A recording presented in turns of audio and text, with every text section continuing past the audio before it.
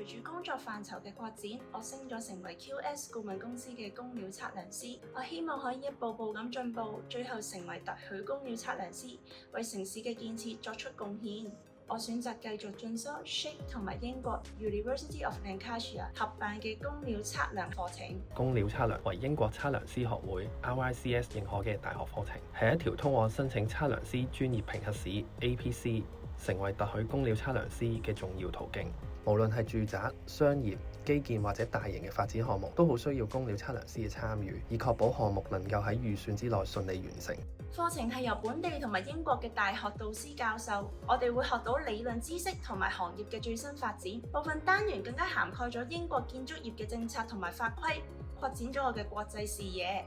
課程單元涵蓋多個工料測量範疇，包括處理招標、建築合約、掌握項目嘅流程同埋分析管理，以及拓展企業管理同埋商業思維等等。我好榮幸獲得到 Alistair Harvey 賀維雅基金會嘅獎學金，能夠全額資助我去英國升讀碩士課程。呢個機會唔單止係入場券，更加係對我付出嘅努力同埋對工料測量嘅熱誠嘅肯定。呢啲經歷唔單止豐富咗我嘅學術背景，仲為我未來喺測量界發展奠定咗穩固嘅基礎。